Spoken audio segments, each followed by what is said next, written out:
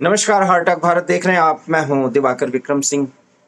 आज एक ऐसा अवसर है जिसे आध्यात्मिक, भौतिक और साइंटिफिक तीनों दृष्टिकोण से बहुत महत्वपूर्ण माना जा सकता है, वो भी भारत के संदर्भ में, क्योंकि यहाँ हर एक मुद्दा या पहलू, कोई भी ऐसा त्योहार या कोई पर्व या कोई ऐसी खगोलीय घटना जिसे हम वैज्ञानिक और अधिभौतिक और दैवीय तीनों दृष्टिकोण से देखते हैं। हमारे साथ इस समय ज्योतिर्विद, जाने माने विद्वान और लाल बहादुर शास्त्री जो डीम्ड यूनिवर्सिटी है दिल्ली स्थित, वहाँ के डीन हैं ये उस विभाग के, वो हमारे साथ जुड़े हुए हैं, प्रोफेसर देवी प्रसाद त्रिपाठी जी।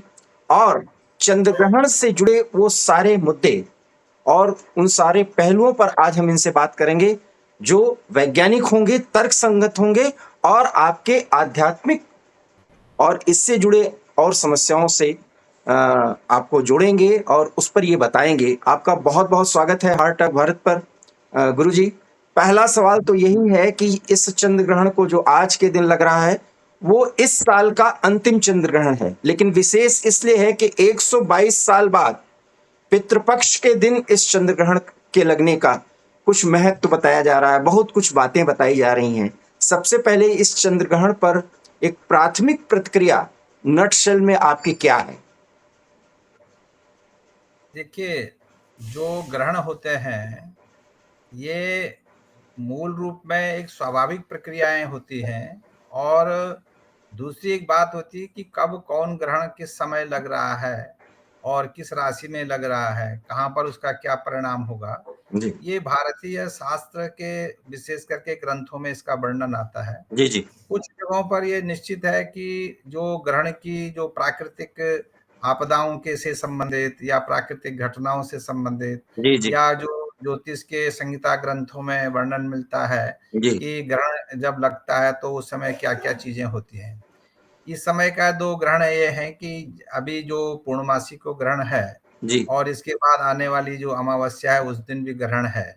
अंतर सिर्फ इतना है कि जो अमावस्या वाला जो ग्रहण है, वो भारत में दृश्य नहीं होगा हम्म और जो पूर्ण परंतु उसमें ये कहा गया है भारतीय जो संहिता ग्रंथों में ज्योतिष के कि अगर एक ही वर्ष में एक ही महीने में 2 ग्रहण पड़ते हैं, तो उनको शुभ नहीं माना गया है। हम्म परंतु जिस स्थान से वो दोनों ग्रहण दिखाई दें, उस स्थान के लिए ज़्यादा अशुभकारी होगा।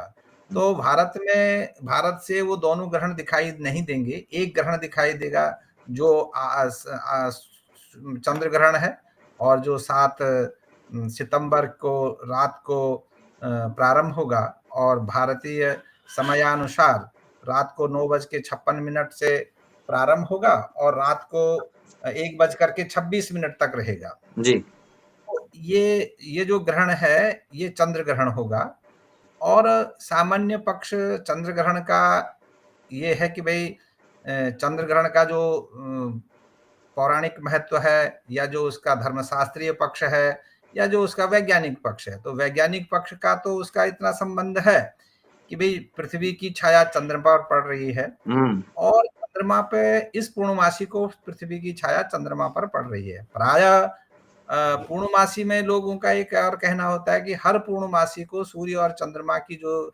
आपस में संबंध होता है, जो दूरी होती है, वो जी 180 अंश के आसपास होती है। जी परंतु हर पूर्णमासी को ग्रहण नहीं होता है, उसके कारण वहाँ पर एक उसको राहु और केतु 2 पात होते हैं, जिसको कहते हैं और भारतीय दृष्टि से जो राहु और केतु का जो 2 पात है, जी उस उस पात में जब चंद्रमा होता है या उस पात के आसन्न जब चंद्रमा पहुँच जाता है, तो ग्रहण होता है।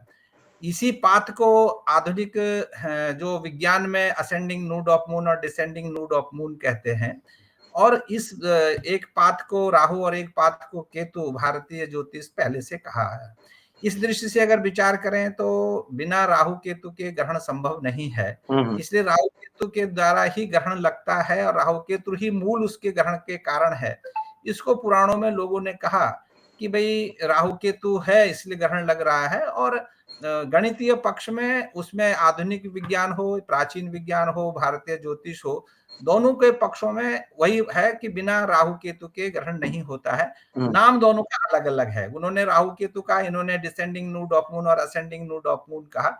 इसलिए इस पक्ष में, गणितीय पक्ष में, वैज्ञानिक पक्ष में हमारा प्राचीन ज्योतिष विज्ञान या प्राचीन जो गणित विज्ञान है वो और आधुनिक विज्ञान में कोई अंतर नहीं आता है। जी, अंतर जहां दिखाई देता है, अंतर है उसके प्रभाव का। हम्म, और प्रभाव का जो अंतर होता है, प्रायः क्या देखा जाता है कि जो ग्रहण काल लगता है, आधुनिक विज्ञान की दृष्टि से अगर विचार करते हैं तो वो उनका कथनानुसार ग्रहण का कोई प्रभाव पृथ्वी पर नहीं पड़ता है। हम्म, अब थोड़ा बहुत सामान्यतया उन लोगों को अब समझ में आने लगा है कि जब जब पूर्णमासी के समय में, ग्रहण के समय में समुद्र तटीय प्रदेशों में कुछ ज्वार अंतर आता है ज्वार-भाटा, और हाँ, ज्वार-भाटा इत्यादि आता है, कभी-कभी जलीय जो जीव होते हैं उनके व्यवहार में अंतर आता है और जो जल का संबंध जहाँ रहता है उनमें भी बहुत अंतर आता है और कई बार जो महिलाओं के जो मंथली पीरियड है उसमें भी कई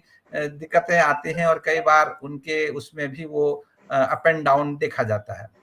तो ये तो उसका वैज्ञानिक प्रभाव धीरे-धीरे मानने लगे, पर सामान्यतया विज्ञान जो आधुनिक है, वो यह मानता है कि ग्रहण का प्रभाव नहीं पड़ता है। हम्म, परंतु भारतीय जो मानस है और जो धर्मशास्त्र है और जो हमारी सांस्कृतिक अभिचेतना है, उसके अनुसार ग्रहण का प्रभाव होता है और ग्रहण के प्रभाव होने के पीछे पहला कारण है कि चंद्रमा का यदि ग्रहण हो, चंद्रमा मन का कारक होता है। जी, जी, और मन के कारक होने के कारण और सूर्य जो है वो आत्म कारक ग्रह है और वो सूर्य आत्मा जगतस्तु खस्य कहा गया, चंद्रमा मनसो जाते हैं। ये वर्णन हमारे वेदों में, ऋग्वेद सभी वेद वर्णन आता है। अब प्रश्न यहाँ है कि सूर्य तो मूल प्रकाश का पिंड है, प्रकाशवान है। यहाँ जो प्रभावित हो रहा है वो पृथ्वी की छाया से चंद्रमा प्रभावित हो रहा है। हम्म, चंद्रमा के प्रभावित होने से जिन लोगों का या जिन भी जातकों का जन्म का चंद्रमा यदि थोड़ा बहुत प्रभावित होगा, चंद्रमा का प्रभाव जहां होगा, उन जातकों पे, उन लोगों पे उसका प्रभाव अधिक पड़ता है और वो कहीं ना कहीं वो एक बहुत माइन्यूट उसकी एक प्रक्रिया है, जिस माइन्यूट प्रक्रिया को देखने के लिए आज के विज्ञान के पास कोई इस प्रकार के इंस्ट्रूमेंट नहीं बने हैं कि वो मन को नाप सकें, क्योंकि उनके यहाँ तो मन की कोई फिजियोलॉजी होती भी नहीं है, हमारे यहाँ भी कोई मन की फिजियोलॉजी नहीं है। तो हम्म, न उसकी फिजियोलॉजी न होने के कारण उसको आप किसी पैरामीटर पे नाप नहीं सकते हैं। तो जब पैरामीटर पे नाप नहीं सकते हैं तो अब कैसे उसका विचार करेंगे? हम्म, तो परंतु भारतीय मनीषा ने, भारतीय धर्मशास्त्रों ने इसको बहुत अच्छे ढंग से देखा, हम्म, समझा और जाना।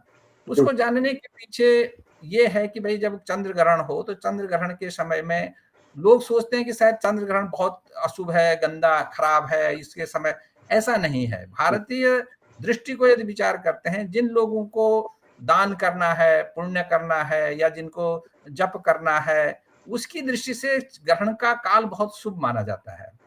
सिर्फ जो व्यावहारिक हमारे घरों में या जो पूजा के स्थान हैं, मंदिर होते हैं, सब बंद रहेंगे। परंतु मात्र जप के लिए, दान के लिए, नदियों में जाकर के, नदियों के किनारे, तालाबों के किनारे या अपने घर में, अपने जगह पे एकांत में कहीं अलग से बैठ कर के भी आपको जप करना चाहिए और उस जप का, उस दान का और उस स्नान का जो फल बताया गया है, वो बहुत ही अधिक बताया गया है। तो हम्म, ग्रहण के काल में यदि कोई व्यक्ति जप करता है, तो जो सामान्यतया एक दिन में जो जितना वो जप करता है, उसमें चतुर्गुणित फल मिलता है हम्म, और कई जगह वहाँ सहस्त्र गुणित फल मिलता है। अगर आप ग्रहण काल में जो जप करते हैं और उसमें आपको अधिक फल मिलेगा। यहाँ तक बताया गया कि गायत्री का एक पुरुषचरण पूरा करने में जितना समय लगता है, अगर उतना जप का ग्रहण काल में अगर कोई जप करता है, तो उसकी मनोकामना, उसकी उसका फल उसको अवश्य मिलता है और वो मंत्र सिद्ध होता है। तो अब इतना शुभ समय होने के पश्चात भी लोग उसको खराब मानते हैं। मैं अब खराब यहाँ यहाँ आपको रोकना चाहूंगा क्योंकि ये जनमानस से जुड़ा हुआ है जो हिंदू मैथोलॉजी को मानते जानते हैं। आप कह सकते हैं कि वो विश्वास करते हैं जप तप में, धर्म में, कर्म कांड में। तो आज के दिन जब मैं आपसे बात कर रहा हूँ, ठीक 12 बजे हमने आपसे बातचीत करना शुरू किया, ये वीडियो बनाना शुरू किया, तो अब से कुछ ही देर में सूतक काल लग जाएगा। सूतक काल हाँ, 9 घंटे का सूतक काल होगा और हाँ, जैसा कि आप बता रहे हैं कि जब ये वीडियो लोगों तक पहुंच जाएगा तो सूतक काल तक पहुंच जाएगा, ये मैं कोशिश करूंगा। और 9:58 रात से शुरू होगा, जो 1:26 तक चलेगा।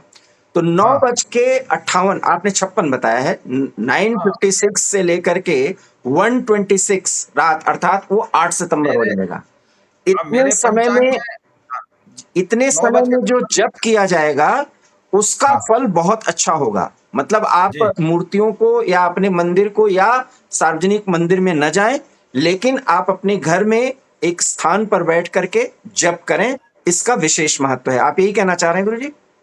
बिल्कुल यही है और उसमें पहला कहा गया है कि भई रात्रि का समय है, चंद्र ग्रहण है, तो उसमें अपने एकांत में अलग बैठ करके आप उसको जप कर सकते हैं या कोई जैसे गंगा जी के किनारे है या नदियों के किनारे है, वहाँ बैठ करके भी बहुत से लोग उसका जप करते हैं और बहुत जगह तो ये भी कहा गया है कि गंगा में या पानी में बैठ करके भी जप किया जाता है, ऐसा विधान किया गया है। हम्म, परंतु अगर ऐसा किसी का कुछ नहीं है, तो अपने घर में अलग बैठ करके, एकांत में बैठ कर, बालकनी में बैठ के कहीं से भी उसके जप को करना चाहिए, उसका विधान इतना ही है।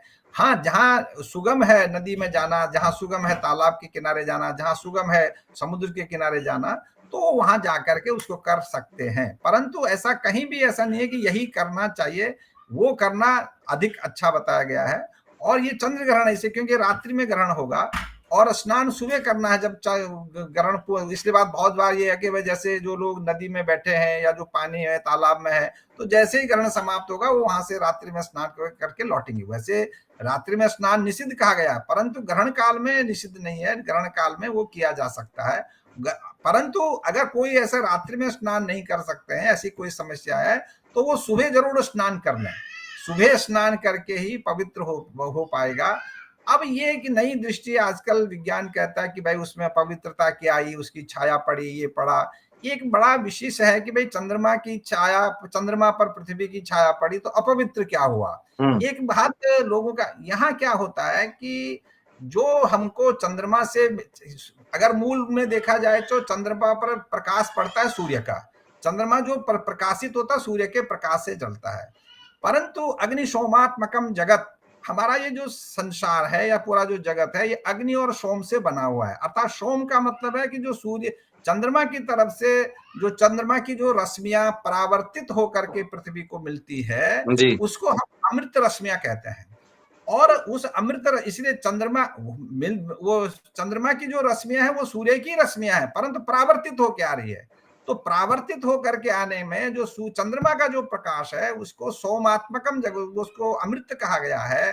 तो इसलिए वो जो चंद्रमा की जो किरणें जो हमारे लिए धनात्मक थी, हम्म, हमारे लिए जो अच्छा थी, और जिन लोगों में बहुत माइन्यूट वो काम करता था, उन लोगों को वो मिल नहीं पा रही, तो उस पीरियड में क्या होगा कि हमारे पास अन्य चीजों का जो एटमॉस्फेयर में, वातावरण में, पृथ्वी की छाया में जहां चंद्रमा से लाभ मिलना चाहिए था, वहां वापस उसको वो लाभ न मिलने के कारण वो जो एक हमारा एटमॉस्फेयर इस प्रकार का बन गया, उस एटमॉस्फेयर को ठीक रखने के लिए सबसे पहला तरीका, किसी भी एटमॉस्फेयर को ठीक रखने के लिए सबसे पहले स्वच्छता होनी चाहिए। हम्म, स्वच्छता में सबसे पहला है कि भाई व्यक्ति को स्वयं अपना स्नान करना चाहिए, अपने घर को साफ रखना चाहिए।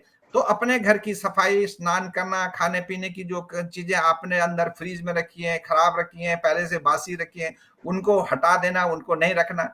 बहुत जगहों पे ये भी कहा गया कि अगर जिन लोगों के पास जैसे कुछ चीजें ऐसी हैं, जैसे बच्चों के लिए दूध रखा हुआ है, कुछ और चीजें जिसको हम गिरा नहीं सकते हैं, या कुछ ऐसे सामान है जिसको भाई वो अब उसको ग्रहण काल में क्या, वहां पर कहा गया है कि उसमें दो चीजें रखनी चाहिए। जो तुलसी है, तुलसी का पत्ता आप उस दूध में डाल दीजिए, तुलसी का पत्ता, उस ऐसा कोई चीज अगर पदार्थ आपके पास है जो खराब होने वाला है और उसको आप डिस्ट्रॉय नहीं कर सकते हैं, वो बहुत नेसेसरी है, तो वहां पर आप तुलसी का पत्ता या दूब, जो हम्म, ध्रुवा होती है, उसको उन दोनों को आप उस पदार्थ में डाल दीजिए, उस भोजन में डाल दीजिए, उस लिक्विड में डाल दीजिए, दूध में डाल दीजिए, दही में।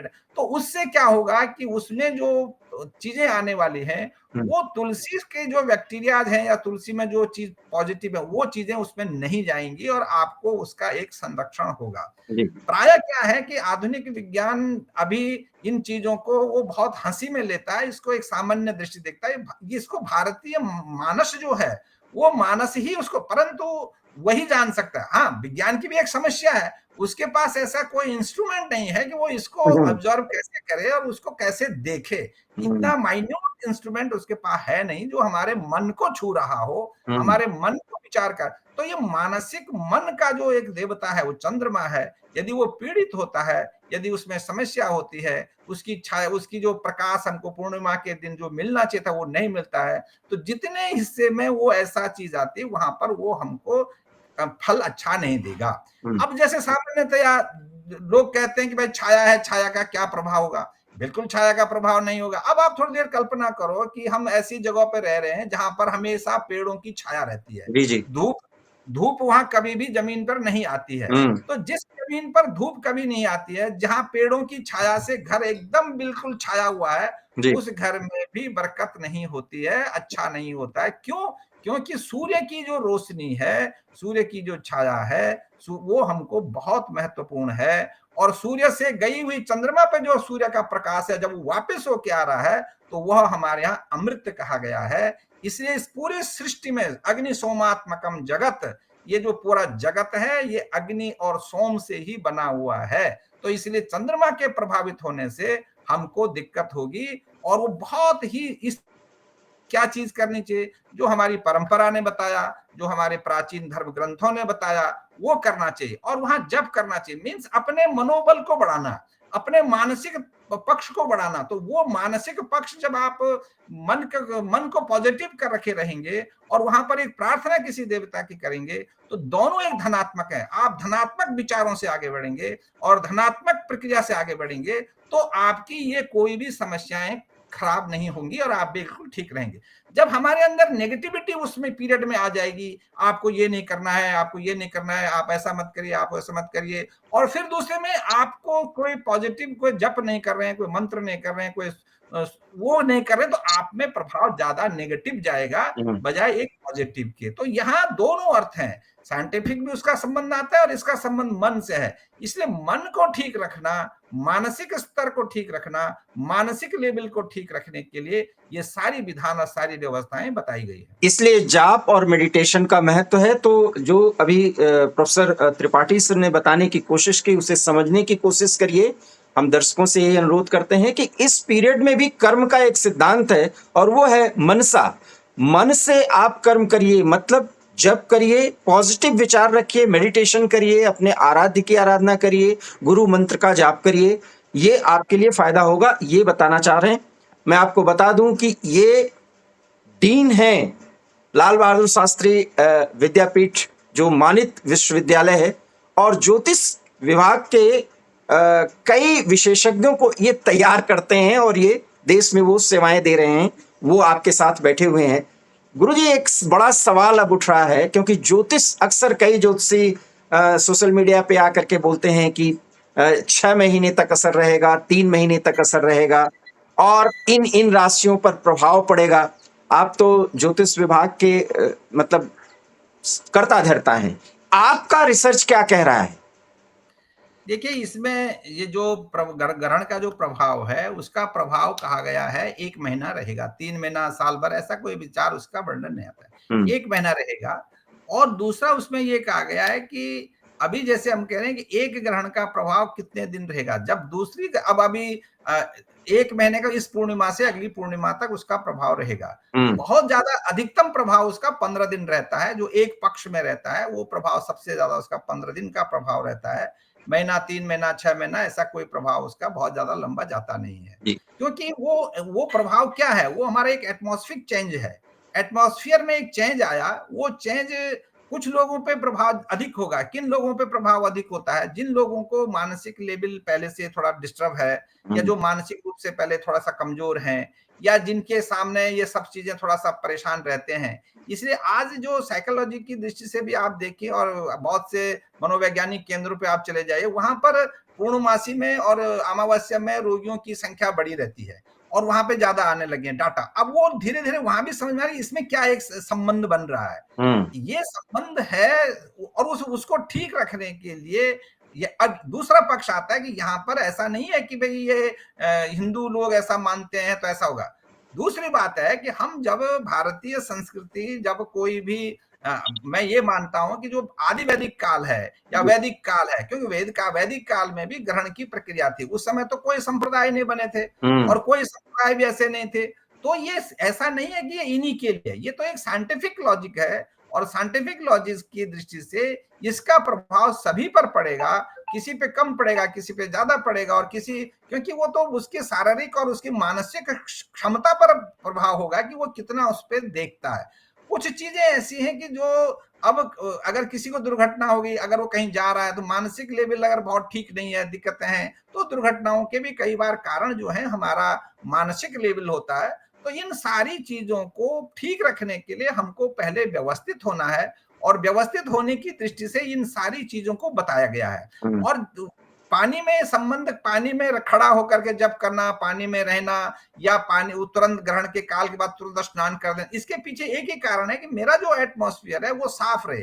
और पानी एक ऐसी चीज है, जल एक ऐसी चीज है जो सबसे जल्दी जो वायरस है, जो चीजें बहुत तेजी से फैलती है उसको तुरंत हटाता है। जी। तो ये वहां बहुत अच्छी, और उसमें कहा गंगा जल में सबसे ज्यादा ये सामर्थ्य है, इसलिए वहां गंगा का महत्व बताया, पवित्र सरोवरों का महत्व। परंतु फिर भी अगर गंगा जल किसी के पास नहीं है तो जल भी अपने में बहुत बड़ा प्रयोग है, इसलिए सारा जल वरुण देवता है, इसलिए उसको तुरंत स्नान निश्चित करना चाहिए। हुँ, एक बात, जिनकी राशियों में गलत प्रभाव है, जिनकी राशियों में खराब है, उसमें यहां तक भी कहा है यदि वो स्नान कर लेते हैं तो उनका फल दूर हो जाएगा, उन पर कोई भी गलत फल, माने जो उनको अशुभ फल मिलने वाला वो नहीं मिलेगा। तो बिल्कुल। उसका सीधा संबंध है कि भाई अशुभ फल समाप्त हो गया तो कहीं ना कहीं हमारा एटमॉस्फेयर उससे खराब हो रहा है और उस एटमॉस्फेयर से उससे बचना चाहिए और बचने के लिए स्नान, जप, दान, पुण्य का काम करना चाहिए और उस पीरियड में किया गया दप, जप, दान, पुण्य सबसे ज्यादा फलदायी होता है। ये हमारे धर्मशास्त्र के ग्रंथों ने, हमारे आध्यात्मिक ग्रंथों में इस चीज का खूब अच्छा वर्णन आता है। और दूसरा ये मैं और कह रहा है, इसी उद्देश्य को लेकर के ग्रहण की गणित बहुत सूक्ष्म, अति सूक्ष्म ठीक हुई, हुँ, क्योंकि जो हमारे पर्व हैं, जो हमारे ये जो बताए गए जो उद्देश्य हैं, आध्यात्म का जो एक पक्ष है, इस पक्ष ने हमारे गणित को बहुत पुष्ट किया।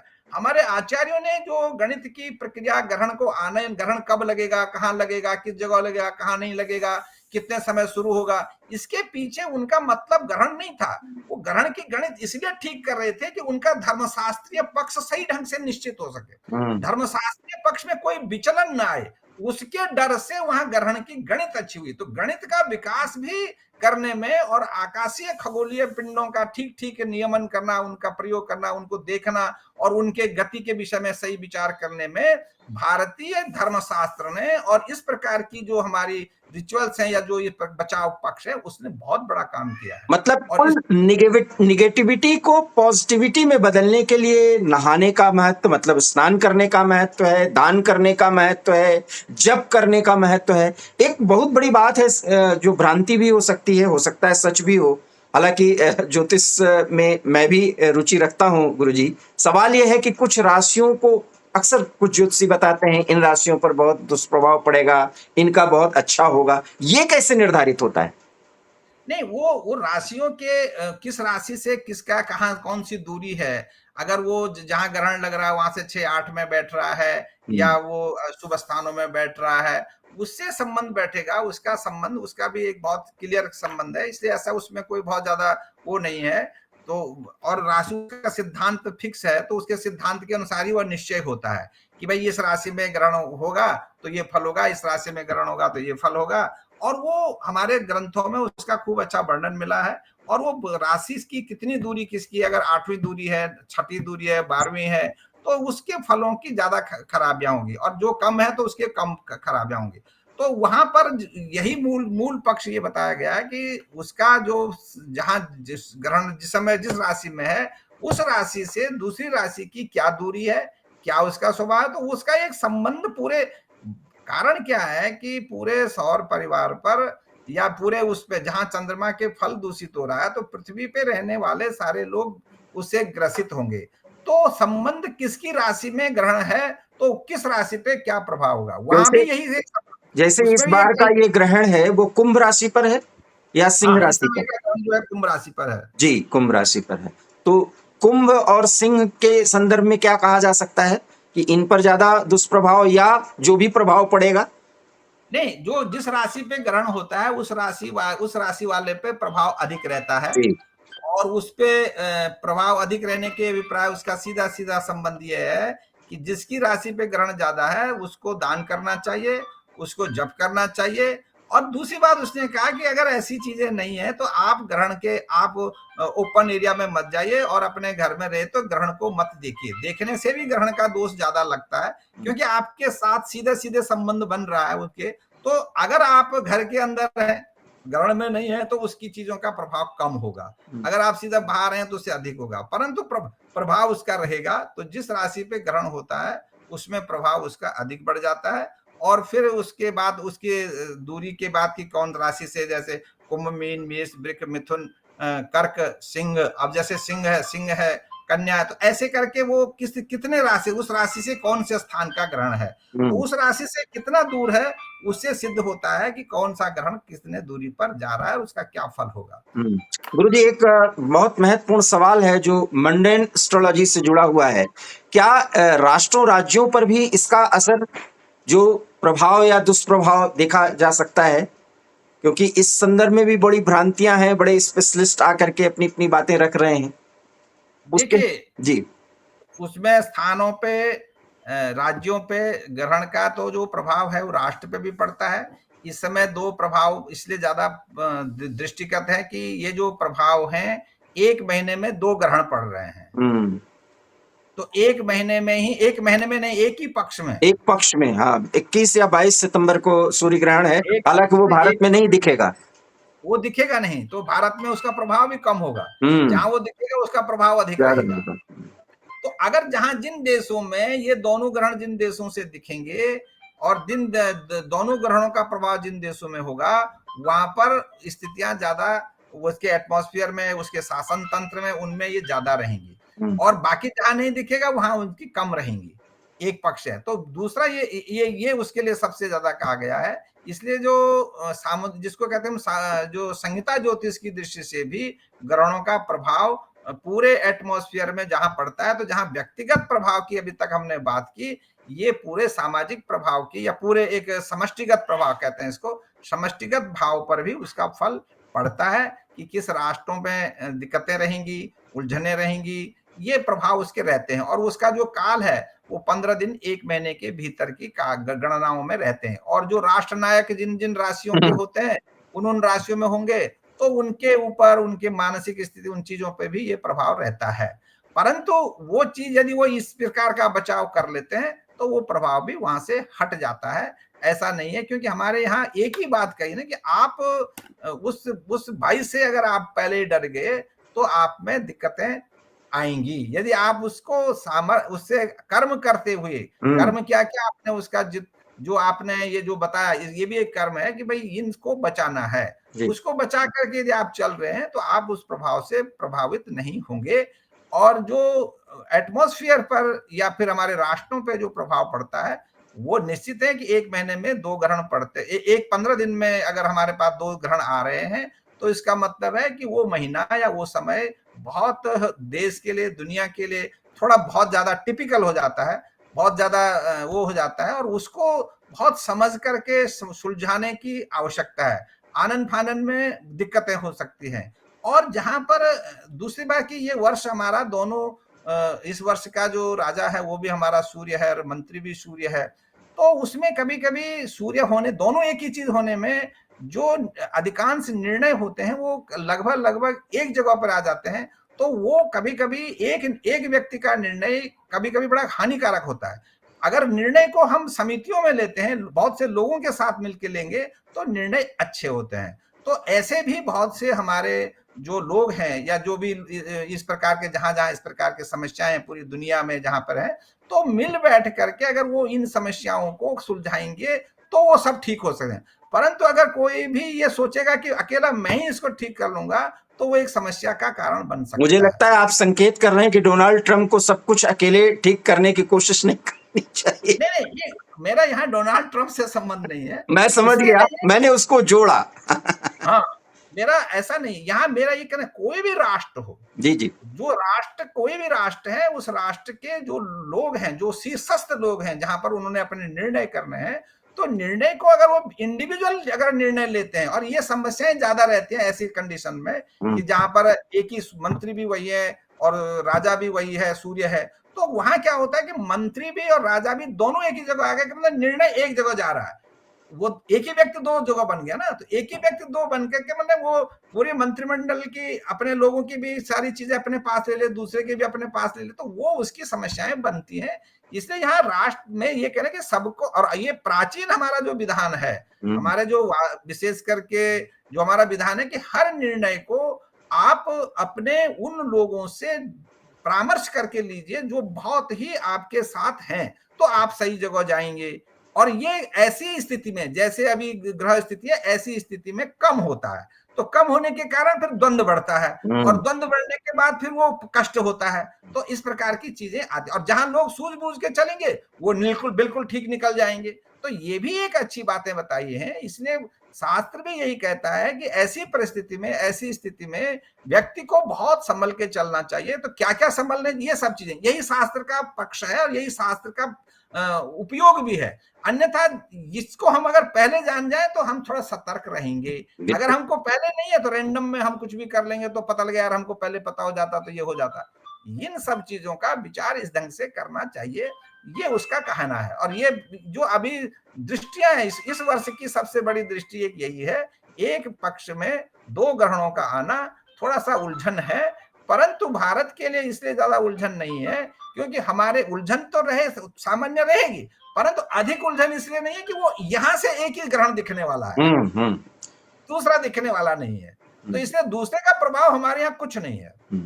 बहुत बहुत धन्यवाद गुरुजी। और कितने वैज्ञानिक तरीके से इन्होंने सनातन के इस सिद्धांत को ज्योतिष के आधार पर व्यक्तिगत और मंडेन एस्ट्रोलॉजी का कितना सामान्य तरीके से राष्ट्र और राज्यों पर पड़ने वाले प्रभाव और कर्म के सिद्धांत को इस ग्रहण से कैसे जोड़ा है, ये प्रोफेसर देवी प्रसाद त्रिपाठी जैसे ज्योतिर्विद और इस मामलों के मर्मज्ञ जो कई शास्त्रों के अध्येता हैं और देश विदेश में ज्योतिष पर ये अपना व्याख्यान देने जाते हैं, आज हार्ट टॉक भारत के मंच पर ये आए और आपको इन्होंने ग्रहण के बारे में जो कुछ भी बताया है वो सिर्फ ऐसे लफाजी नहीं है, उसमें शास्त्रीय पक्ष है। और अगर आपको कोई समस्या हो तो आप सवाल जरूर करिएगा, हम इनसे अगले वीडियो में जब भी हम इनसे बात करेंगे उसका जवाब लेंगे। और अगर आप इनसे पूछना चाहते हैं तो दिल्ली स्थित लाल बहादुर शास्त्री मानित विश्वविद्यालय, संस्कृत विश्वविद्यालय में ये वहाँ के डीन हैं, बहुत ही अहम और वरिष्ठ पद पर हैं और इनसे जाकर के आप परामर्श ले सकते हैं। व्यक्तिगत संबंधों के कारण चूंकि इनका समय बहुत बिजी होता है, इन्होंने हार्ट टॉक भारत पर आने का निर्णय किया। आपको इससे फायदा हो और आप भारतीय सनातन के इस पर्व और इस घटनाक्रम को वैज्ञानिक दृष्टिकोण से सोचे समझे, यही हमारा उद्देश्य था। हमारा वीडियो पसंद आया हो तो प्लीज से लाइक कीजिए, शेयर कीजिए। हमारे चैनल हार्ट टॉक भारत को आपने सब्सक्राइब न किया हो तो प्लीज से सब्सक्राइब कीजिए। बहुत बहुत धन्यवाद गुरुजी, आपका भी बहुत बहुत धन्यवाद। नमस्कार।